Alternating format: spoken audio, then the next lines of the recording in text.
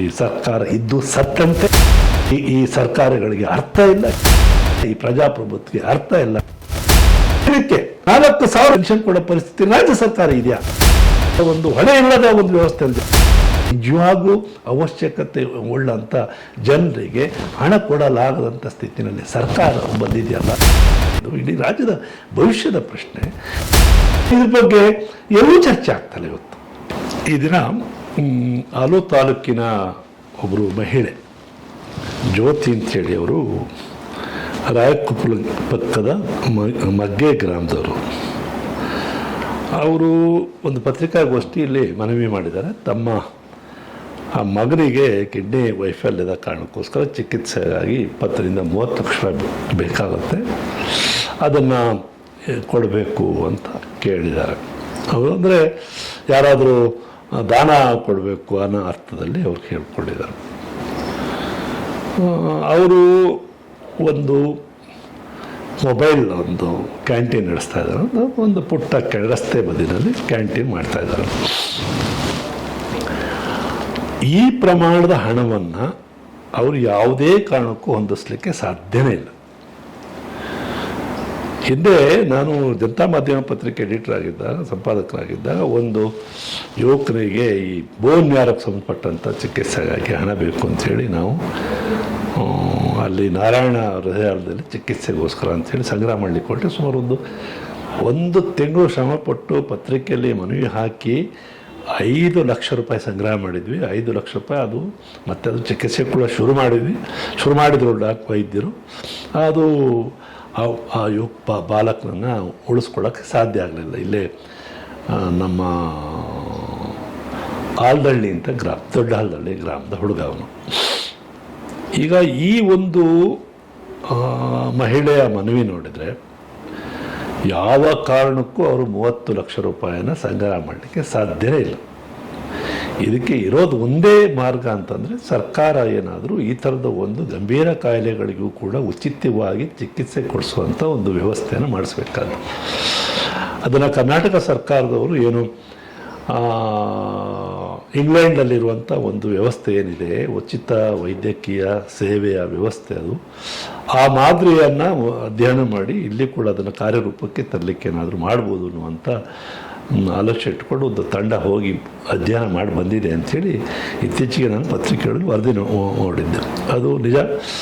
ಇಂಗ್ಲೆಂಡಲ್ಲಿ ಭಾಳ ಅತ್ಯುತ್ತಮವಾದಂಥ ಒಂದು ವ್ಯವಸ್ಥೆ ಇದೆ. ಅಲ್ಲಿ ಸುಮಾರು 85% ಅಲ್ಲಿಯ ಜನರು ಸರ್ಕಾರದ ವೈದ್ಯಕೀಯ ಸೇವೆಯನ್ನು ಪಡ್ಕೊಳ್ತಾರೆ. ಭಾಳ ಅತ್ಯುತ್ತಮವಾದಂಥ ಎಲ್ಲ ಬಗೆಯ ಕಾಯಿಲೆಗಳಿಗೂ ಕೂಡ ಚಿಕಿತ್ಸೆ ಕೊಡುವಂಥ ಒಂದು ವ್ಯವಸ್ಥೆ ಇದೆ. ಅಲ್ಲಿ ನ್ಯಾಷನಲ್ ಹೆಲ್ತ್ ಇನ್ಶೂರೆನ್ಸ್ ಏನು ಫಂಡ್ ಅಂಥೇಳಿ ಒಂದು ಫಂಡ್ ಇಟ್ಕೊಂಡಿದ್ದಾರೆ. ಆ ಫಂಡ್ ಎಲ್ಲರೂ ಕೂಡ ಜನರಿಂದ ಅದು ಹಣ ಹೋಗ್ತಿರ್ತದೆ, ಅಕ್ಯುಮುಲೇಟ್ ಆಗ್ತಾ ಹೋಗುತ್ತೆ. ಆ ಒಂದು ಫಂಡಿಂದ ಈ ರೀತಿ ಉಚಿತವಾದಂಥ ಚಿಕಿತ್ಸೆಗೆ, ಗುಣಮಟ್ಟದ ಚಿಕಿತ್ಸೆ ಕೊಡುವಂಥ ಒಂದು ವ್ಯವಸ್ಥೆ ಮಾಡಿಕೊಂಡಿದ್ದಾರೆ ಅಂಥೇಳಿ ನಮಗೆ ಗೊತ್ತಿರುವಂಥ ವಿಚಾರ. ಈಗ ಸರ್ಕಾರದವ್ರು ಇವತ್ತು ನೋಡಿದರೆ, ನಮ್ಮ ರಾಜ್ಯ ಸರ್ಕಾರದಲ್ಲೇ ನೋಡಿದರೆ ಯಾವ ವಿಚಾರಕ್ಕೂ ಹಣ ಇಲ್ಲ ಅಂಥೇಳಿ ಒಂದು ಪರಿಸ್ಥಿತಿ, ಚಿಂತಾಜನಕ ಪರಿಸ್ಥಿತಿ ಬಂದಿದೆ ಅನ್ನೋದು ನಮಗೆ ಗೊತ್ತಿರೋಂಥ. ಈಗ ಮತ್ತೆ ಕೂಡ ಸರ್ಕಾರ ಏನೋ ಸಾಲ ಮಾಡಲಿಕ್ಕೆ ಹೊರಟಿದೆ ಅಂಥೇಳಿ.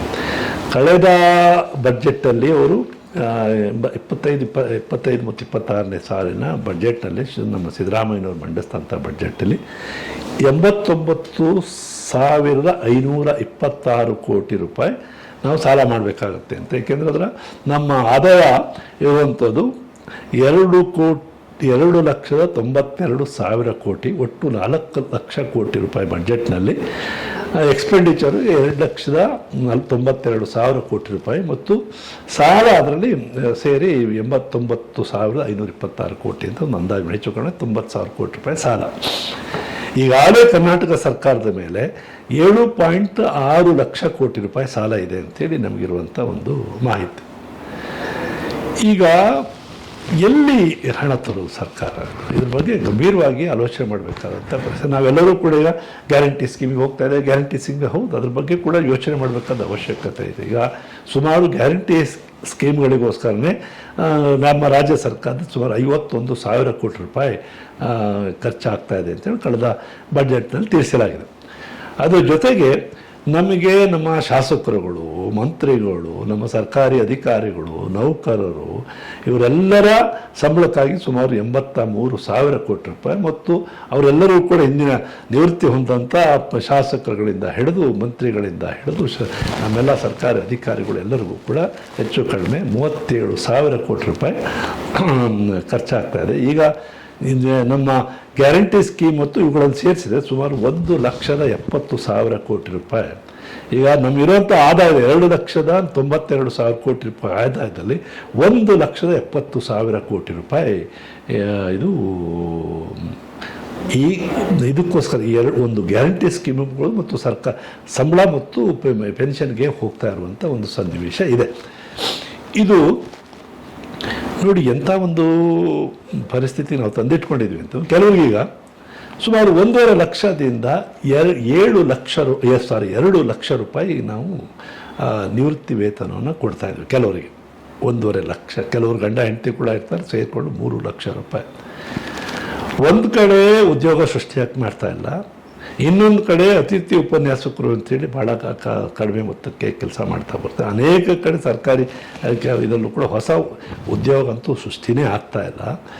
ಇನ್ನೊಂದು ಕಡೆ ನಾವು ಈ ಥರದ ಒಂದು ಖರ್ಚುಗಳನ್ನು ಮಾಡ್ಕೊಳ್ತಾ ಹೊರಟೋಗ್ತೇವೆ. ಇದ್ರ ಬಗ್ಗೆ ದೊಡ್ಡ ಚರ್ಚೆ ಮಾಡಿದೆ. ಎಲ್ಲಿಂದ ಸರ್ಕಾರ ಈಗಾಗಲೇ ಇನ್ನಷ್ಟು ಮದ್ಯಪಾನದ ಮೇಲೆ ನಾವು ಇದನ್ನು ಹಾಕಿ ಇನ್ನೊಂದು 1,500 ಕೋಟಿ ರೂಪಾಯಿ ಆದಾಯನ ಪಡ್ಕೋಬೇಕು ಅಂತ ಆಲೋಚನೆ ಮಾಡ್ತಾ ಇದ್ದಾರೆ ಸರ್ಕಾರ. ಇತ್ತೀಚೆಗೆ ಕೆಲವು ದಿನಗಳ ಹಿಂದೆ ಬಂದಂಥ ವರದಿ.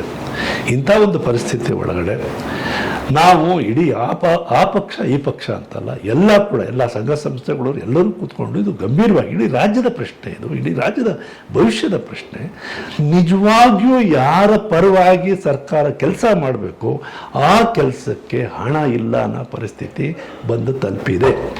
ಒಂದು ಶಾಲೆಯ ಇಲ್ಲಿ ಹಾಸನ ನಗರದಲ್ಲಿ ಪಾಪ ಇಲ್ಲೇ ನಾರ್ದನೇ ಉದ್ಧವ ಬಡಾವಣೆ ಶಾಲೆ ಅಂತೇಳಿ ನಾವೆಲ್ಲ ಸೇರಿಕೊಂಡು ಸರ್ಕಾರಿ ಶಾಲೆಗಳ ಪುನಶ್ಚೇತನಕ್ಕೆ ಅಂತೇಳಿ ಪ್ರಯತ್ನ ಪಟ್ಟು ಸುಮಾರು ಒಂದು 35-40 ಲಕ್ಷ ರೂಪಾಯಿ ಅದರ ರಿಪೇರಿಗೋಸ್ಕರ ಅದು ಸುಮಾರು 100 ವರ್ಷ ಆಗ್ತಾ ಬಂದಿರುವಂಥ ಒಂದು ಶಾಲೆ ತೀರಾ ಹೆಂಚೆಲ್ಲ ಹೊಡ್ಕೊಂಡು ಹೋಗಿ ಭಾಳ ನೀರು ಮಳೆಗಾಲದಲ್ಲಿ ನೀರು ಸೋರುವಂಥ ಒಂದು ಇಲ್ಲಿ ಆಡುವಳ್ಳಿ ಶಾಲೆಯಲ್ಲೂ ಕೂಡ ಅದೇ ಪರಿಸ್ಥಿತಿ ಇದೆ. ಸರ್ಕಾರ ನಗರದಲ್ಲಿರುವಂಥ ಬಹುಪಾಲು ಸರ್ಕಾರಿ ಶಾಲೆಗಳ ಸ್ಥಿತಿ ತೀರಾ ಹೀನಾಯ ಪರಿಸ್ಥಿತಿನಲ್ಲಿದೆ. ಇಂಥ ಶಾಲೆಗಳಿಗೆ ನಾವು ಒಂದು ಸಣ್ಣ ರಿಪೇರಿ ಮಾಡಿಸೋಕ್ಕೂ ಕೂಡ ದುಡ್ಡಿಲ್ಲ ಅಂಥೇಳಿ ಹೇಳ್ತಾರೆ. ನಮ್ಮ ಜಿಲ್ಲಾ ಪಂಚಾಯತಿ ಸಿ ಅವ್ರ ಹತ್ರ ಒಂದು ಸಲ ಹೋದಾಗ ಅವರು ಒಬ್ಬ ಕಾಂಗ್ರೆಸ್ ಪಕ್ಷದ ಒಬ್ಬ ಸಣ್ಣ ಗೊತ್ತಿಗೆದ ಕಾರ್ಯಕರ್ತ ಅಂತ ಕೇಳ್ತಾ ಇದ್ರು. ಅವ್ರು ಹೇಳ್ತಾ ಇದ್ರು, ನನಗೆ ಸ್ವತಂತ್ರವಾಗಿ ಕೆಲಸ ಇದಕ್ಕೆ ಅನುದಾನ ಕೊಡಲಿಕ್ಕೆ 50,000 ರೂಪಾಯಿ ಕೂಡ ನನ್ನ ಹತ್ರ ಹಣ ಇರೋದಿಲ್ಲ ಅನ್ನೋ ಮಾತನ್ನು ಹೇಳ್ತಾ ಇದ್ರು. ಈಗಿರುವಂಥ ಪರಿಸ್ಥಿತಿ ನೋಡಿಬಿಟ್ರೆ ನನಗೆ ಎಷ್ಟು ಮನಸ್ಸಿಗೆ ಬೇಸರ ಆಗುತ್ತೆ ಅಂತಂದರೆ, ಮೊನ್ನೆ ನೋಡಿ ಜಿಲ್ಲಾಧಿಕಾರಿಗಳ ಕಾರನ್ನು ನ್ಯಾಯಾಲಯದ ಆದೇಶದ ಪ್ರಕಾರ ಇದನ್ನು ವಶಪಡಿಸ್ಕೊಂಡು ಹೋದ್ರು. ನಮ್ಮ ಹೇಮಾವತಿ ಮುಳುಗಡೆ ಈಗ ಎಗ್ಚಿ ಯೋಜನೆಯ ಮುಳುಗಡೆಯ ರೈತರಿಗೆ ಪರಿಹಾರ ಕೊಡದ ಕಾರಣಕ್ಕೋಸ್ಕರ ವಾಹನವನ್ನು ಜಿಲ್ಲಾಧಿಕಾರಿಗಳ ವಾಹನ ಹೇಳ್ಕೊಂಡು ಹೋಗ್ತಾರೆ. ಅಡಿಷನಲ್ ಡಿಸ್ಟ್ರಿಕ್ಟ್ ಇದು ಏನು ಅಪರ ಜಿಲ್ಲಾಧಿಕಾರಿಗಳ ವಾಹನ ಕೂಡ ನ್ಯಾಯಾಂಗದ ವಶದಲ್ಲಿತ್ತು. ಇಂಥ ಒಂದು ಹೀನಾಯ ಪರಿಸ್ಥಿತಿಗೆ ಬಂದಿದೆ ನಮ್ಮ ವ್ಯವಸ್ಥೆ. ಇವತ್ತು ನಮ್ಮ ಜಿಲ್ಲೆ ಒಳಗಡೆ ಎಗ್ಚಿ ಮತ್ತು ಈ ಕಡೆ ವಾಟೆಹೊಳೆ ಯೋಜನೆಗಳಿಗೋಸ್ಕರ ಸುಮಾರು 100 ಕೋಟಿಗಿಂತ ಹೆಚ್ಚು ಹಣ ಪಾವತಿ ಮಾಡಬೇಕಾದ ಅವಶ್ಯಕತೆ ಇದೆ ಅಂತ ಈಗಾಗಲೇ ಅವರು ನಾಳೆ ಮಾಡಾಗಿದೆ. ಎಗ್ಚಿ ಯೋಜನೆ ನೀರು ಬಂತೋ ಬಿಡ್ತೋ ನಾವು ಯಾವ ರೀತಿ ಮಾಡ್ಕೊಳ್ತಾ ಹೊರಟೋಗ್ತಿದ್ವಿ ಅಂತಂದರೆ, ಬಿಳಿ ಆನೆನೋ ನೋಡಿ ಈಗ ನಮ್ಮ ಇದು ಎತ್ತಿನಾಡು ಯೋಜನೆಗೆ ಕೂಡ ಸುಮಾರು 200 ಕೋಟಿ ರೂಪಾಯಿ ಪ್ರತಿ ತಿಂಗಳು ಈಗಾಗಲೇ ವಿದ್ಯುತ್ ಶುಲ್ಕದ ಬಾಕಿ ಕೊಡಬೇಕಾದಂಥ ಪರಿಸ್ಥಿತಿ ಇದೆ ಅಂತ ಹೇಳ್ತಿದ್ದಾರೆ. ಇಂಥ ಒಂದು ಚಿಂತಾಜನಕ ಪರಿಸ್ಥಿತಿ ಒಳಗಡೆ ನಾವು ಬಡಬಗ್ಗರಿಗೆ ನಿಜವಾಗಿಯೂ ಈಗ ಕಾಯಿಲೆ ಬಂದಾಗ ಯಾರೂ ದುಡ್ಕೊಂಡು ತಿನ್ನೋಕ್ಕಾಗಲ್ಲ, ಕೆಲಸ ಮಾಡೋಕ್ಕಾಗಲ್ಲ, ಅಂಥವ್ರಿಗೆ ನಾವು ಸಹಾಯ ಮಾಡಬೇಕಂತ ಸರ್ಕಾರದ ಆದ್ಯ ಕರ್ತವ್ಯ ಆಗುತ್ತೆ. ನಾವು ಕೊಟ್ಟವರಿಗೆ ಕೊಡ್ತಾ ಇದ್ದೀವಿ, ಹೊಟ್ಟೆ ತುಂಬಿದವ್ರಿಗೆ ಇನ್ನಷ್ಟು ತುಂಬಿಸೋ ಅಂತ ಒಂದು ವ್ಯವಸ್ಥೆ ಮಾಡ್ತೇವೆ. ನಿಜವಾಗಿ ಯೋಚನೆ ಮಾಡೋಣ ನಾವು 1.5 ಲಕ್ಷ ರೂಪಾಯಿ ನಾವು ಇದನ್ನು ಏನು ಪೆನ್ಷನ್ ಕೊಡುವಂಥ ಪರಿಸ್ಥಿತಿಯಲ್ಲಿ ನಾವು ಇದೀವ ಅಂತ ಯೋಚನೆ ಮಾಡಬೇಕು. ತಗೊಳ್ಳೋರು ಕೂಡ ಇವತ್ತು 1.5 ಲಕ್ಷ ರೂಪಾಯಿ ಅಂತಂದರೆ ಎಷ್ಟಾಯ್ತು, ದಿನಕ್ಕೆ ಎಷ್ಟಾಯ್ತು? ಸುಮಾರು ದಿನಕ್ಕೆ 4 ಹೆಚ್ಚು ಕಡಿಮೆ 4,000 4,12 5,000 ರೂಪಾಯಿ ಪೆನ್ಷನನ್ನು ಪ್ರತಿನಿತ್ಯ ಒಬ್ಬೊಬ್ಬರಿಗೆ ಕೆಲವರಿಗೆ ಕೊಡ್ತಾ ಇದ್ವಿ ಅಂತಂದರೆ ಇದು ಯಾವ ವ್ಯವಸ್ಥೆ ಮಾರದ ಇದು? ಯಾರೋ ಒಬ್ಬ ಲಂಚ ತಗೊಂಡು ಒಬ್ಬ ಮಂತ್ರಿ ಈ ಪೆನ್ಷನ್ ಏರ್ಸಿ ಹೋಗ್ತಾರೆ, ಸಂಬಳ ಏರ್ಸ್ಬಿಟ್ಟು ಹೋಗ್ತಾರೆ, ಏನೋ ಮಾಡಿ ಹೋಗ್ತಾರೆ ಮಾರಲ್ಲ. ನಮ್ಮ ಮೇಲೆ ಹೊರೆ ಬೀಳ್ತಾ ಉಂಟು. ಇವತ್ತು 7,60,000 ಕೋಟಿ ರೂಪಾಯಿ ಸಾಲ ಆಗಿದೆ ಕರ್ನಾಟಕ ಸರ್ಕಾರದ ಮೇಲೆ. ಯಾರು ತೀರ್ಸೋರು ಯಾರು? ಪ್ರಜಾಪ್ರಭುತ್ವ ಅನ್ನುವಂಥದ್ದು ಒಂದು ಹೊಣೆ ಇಲ್ಲದೇ ಇರುವಂಥ ಒಂದು ವ್ಯವಸ್ಥೆ ಅಂತ ನಾವು ಮಾಡಿಟ್ಕೊಂಡಿದ್ದೀವಿ ಮರ. ತೀರಾ ಭಾಳ ಮನಸ್ಸಿಗೆ ಬೇಜಾರಾಗುತ್ತೆ. ಇದು ಸುಮ್ಮನೆ ಅವನ ಮೇಲೆ ಅವನು ಮಾತಾಡೋದಲ್ಲ. ಎಲ್ಲರೂ ಕೂಡ, ಅದು BJPಯವರು ಇರ್ಬೋದು, ಕಾಂಗ್ರೆಸ್ನವ್ರು ಇರ್ಬೋದು, ದಳದವ್ರು ಇರ್ಬೋದು, ಇನ್ನೊಬ್ಬ ಇರ್ಬೋದು, ಬೇರೆ ಎಲ್ಲರೂ ಕೂಡ ಗಂಭೀರವಾಗಿ ನಮ್ಮ ಸ್ಥಿತಿಯ ಬಗ್ಗೆ ಆಲೋಚನೆ ಮಾಡಬೇಕಾಗಿದೆ. ನನಗೆ ಭಾಳ ಬೇಸರ ಆಗುತ್ತೆ ಈ ರಾಜಕಾರಣಿಗಳು ವರ್ತನೆ ನೋಡಿದರೆ. ಇವರು ಸಮಸ್ಯೆನೇ ಇಲ್ಲ ಅನ್ನೋ ರೀತಿಯಲ್ಲಿ ಅವ್ರ ಮೇಲೆ ಇವ್ರ ಮೇಲೆ ಅವರು ಜಗಳ ಹೋರಾಟ ಇದೇ ಆಗ್ತಾ ಇದೆ ಹೊರತು ಬಡಬಗ್ಗರ ಬಗ್ಗೆ ನಿಜವಾಗೂ ಅವಶ್ಯಕತೆ ಉಳ್ಳಂಥ ಜನರಿಗೆ ಹಣ ಕೊಡಲಾಗದಂಥ ಸ್ಥಿತಿನಲ್ಲಿ ಸರ್ಕಾರ ಬಂದಿದೆಯಲ್ಲ, ಇದ್ರ ಬಗ್ಗೆ ನನಗೆ ತುಂಬ ನೋವಾಗುತ್ತೆ. ಆ ಹುಡುಗರು ಯುವಕರು ಇವನ್ಯಾರೋ ಅವನ ಹೆಸರೇನು ವಿಶ್ವಾಸ್ ಅಂತೇಳಿ 27 ವರ್ಷದ ಯುವಕ, ಅವನ ಕಿಡ್ನಿ ಫೇಲ್ ಆಗಿದೆ ಅಂಥೇಳಿ ಖಂಡಿತ ಅವನಿಗೆ ಕಟ್ಟಕ್ಕೆ ಸಾಧ್ಯ ಇಲ್ಲ. ಸರ್ಕಾರ ಸಂಪೂರ್ಣವಾಗಿ ಆ ಚಿಕಿತ್ಸಾ ವೆಚ್ಚವನ್ನು ಭರಿಸಬೇಕು. ಮತ್ತು ನೀವು ಕಡಿಮೆ ಮಾಡಿ ಬೇರೆ 1 ಲಕ್ಷ ಎಲ್ಲ ನೀವು ಪೆನ್ಷನ್ ಕೊಡೋ ವಿಚಾರಕ್ಕೆ ಗಂಭೀರ ಮಾಡಿ ಯೋಚನೆ ಮಾಡಿರಿ. ನಾವೆಲ್ಲರೂ ಕೂಡ ಗ್ಯಾರಂಟಿ ಯೋಜನೆ ಖರ್ಚಾಗುತ್ತೆ ಅಂತ ಮಾತಾಡ್ತಾ ಇದ್ವಿ. ಒಬ್ಬರಿಗೆ ದಿನಕ್ಕೆ 4,000 ರೂಪಾಯಿ ದಿನಕ್ಕೆ 4,000 ರೂಪಾಯಿ ಪೆನ್ಷನ್ ಕೊಡೋ ಪರಿಸ್ಥಿತಿ ರಾಜ್ಯ ಸರ್ಕಾರ ಇದೆಯಾ? ಬಹಳ ಗಂಭೀರ ಯೋಚನೆ ಮಾಡೋದು. ಇದ್ರ ಬಗ್ಗೆ ಯಾರು ಚರ್ಚೆ ಮಾಡೋದು? ಯಾಕೆಂತಂದ್ರೆ ಅವರು ಸಂಘಟಿತ ಜನ ಇಲ್ಲ. ಆಮೇಲೆ ನಾವು ಮೊನ್ನೆ ಇವರು ಅಂಗನವಾಡಿಯವರಿಗೆ ತಿಂಗಳಿಗೆ 8,000 ಕೊಡೋದಕ್ಕೆ, ಇವರು ಅಡುಗೆಯವರಿಗೆ ತಿಂಗಳಿಗೆ 5,000 ಕೊಡೋಕ್ಕೆ ಅಂತ ಇವರಿಗೆ ದಿನಕ್ಕೆ 4,000 ರೂಪಾಯಿ ಪೆನ್ಷನ್ ಕೊಡ್ತಾ ಇದ್ವಿ. ಕೊಡುವಂಥ ಸ್ಥಿತಿನಲ್ಲಿ ದೇಶ ಇದೆಯಾ, ರಾಜ್ಯ ಇದೆಯಾ? ಈ ಬಗ್ಗೆ ನಾವು ಯೋಚನೆ ಮಾಡಬೇಕಾದ ಅವಶ್ಯಕತೆ ಇದೆ. ನಾನಂತೂ ಸಂಪೂರ್ಣ ಉಚಿತ ಕೊಡೋ ವಿಚಾರದಲ್ಲೂ ಕೂಡ ಒಂದು ಹೊಣೆಗೇಡಿ ಇಲ್ಲ, ಒಂದು ಹೊಣೆ ಇಲ್ಲದ ಒಂದು ವ್ಯವಸ್ಥೆ ಜನರಿಗೆ ಒಂದು ಜವಾಬ್ದಾರಿ ಬೇಕಾಗುತ್ತೆ. ಒಂದು ಕರೆಂಟ್ ನೀವು 10 ರೂಪಾಯಿ ನಿಗದಿ ಮಾಡಿ ಯೂನಿಟ್ಗೆ, ಒಂದು ಮನುಷ್ಯನಿಗೆ ಒಂದು ಜವಾಬ್ದಾರಿ ಯಾವುದನ್ನು ಕೂಡ ಸಂಪೂರ್ಣ ಉಚಿತ ಕೊಡುವಂಥದ್ದು ಇದನ್ನು ಅಟ್ಟರ್ ನಾನ್ ಸೆನ್ಸ್ ರೀ. ನಾವು ಭತ್ತ ಅಕ್ಕಿನ ವಿಚಾರ ತಗೊಳ್ಳಿ.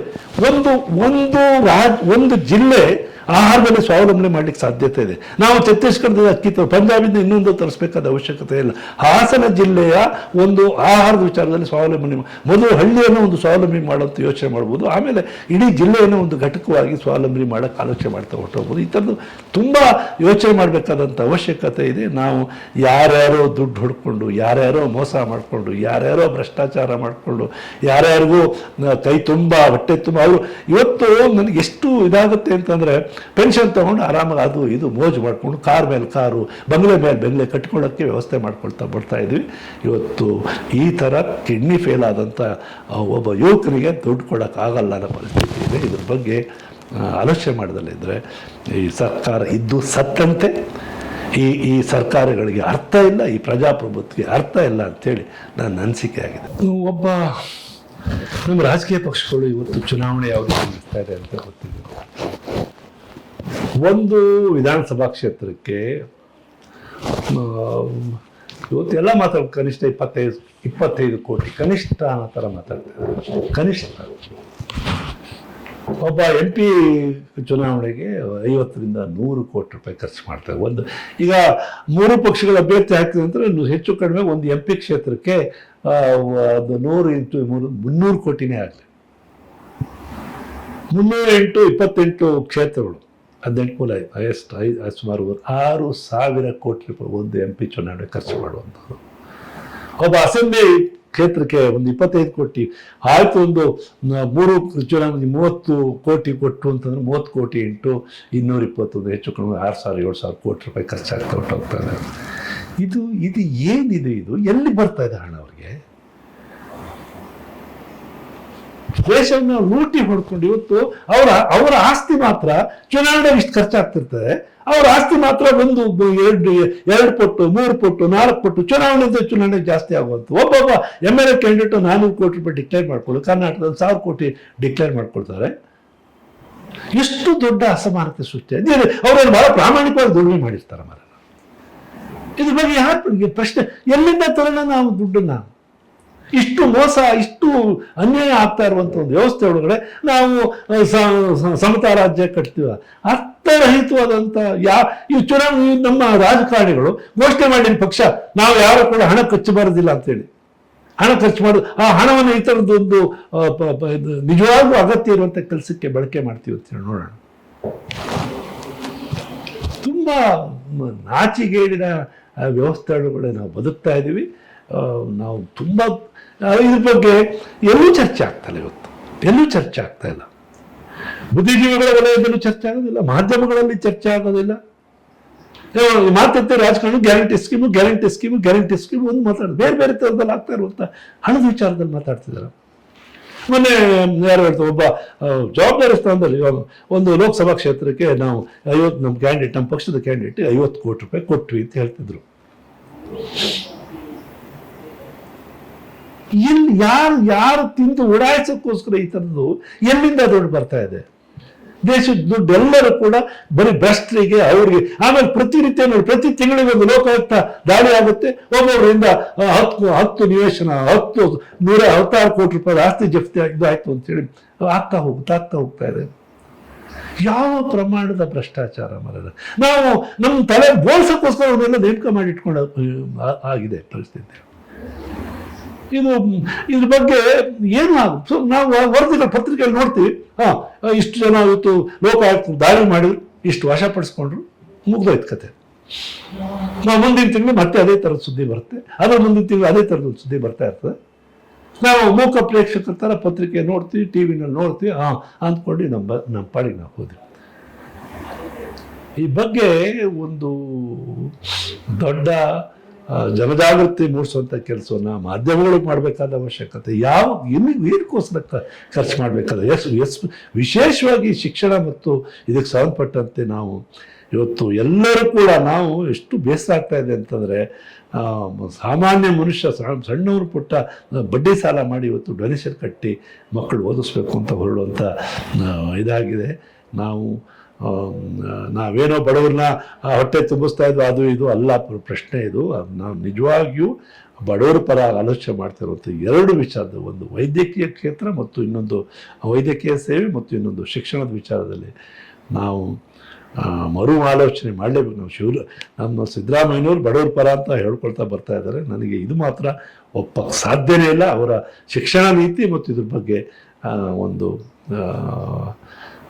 ಬಡವರಿಗೆ ರಕ್ಷಣೆ ಕೊಡೋ ಥರದ ಶಾಲೆಗಳ ವಿಶೇಷವಾಗಿ ಪ್ರಾಥಮಿಕ ಶಾಲೆಗಳ ಸುಧಾರಣೆ ವಿಚಾರದಲ್ಲಿ ಕ್ರಮ ತಗೋಬೇಕಾದಂಥ ಅಗತ್ಯ ಇದೆ ಅಂಥೇಳಿ ಬಹುಶಃ ಯಾರಿಗೆ ಹೇಳೋದು ಇದನ್ನು?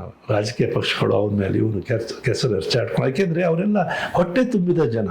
ಅವ್ರಿಗೇನು ಭ್ರಷ್ಟ ಮಾರ್ಗಗಳಲ್ಲಿ ಇವತ್ತು ಹಣ ಬರುವಂಥ ಮಾರ್ಗಗಳನ್ನು ಅವ್ರು ಕಂಡುಕೊಂಡಿದ್ದಾರೆ. ಅವನ ಮೇಲೆ ಇವನು ಸವಾಲು ಹಾಕೋದು, ಇವನ ಮೇಲೆ ಅವನು ಸವಾಲು ಹಾಕೋದು, ಈ ಥರ ಆಗ್ತಾ ಇದೆ. ಇದನ್ನು ಹೆಚ್ಚು ಕಾಲ ಬಹುಶಃ ಜನ ಇದನ್ನು ಸಹಿಸ್ಕೊಳ್ಳೋದಿಲ್ಲ ಅಂಥೇಳಿ ನಾನು ಅಂದ್ಕೊಂಡಿದ್ದೇನೆ.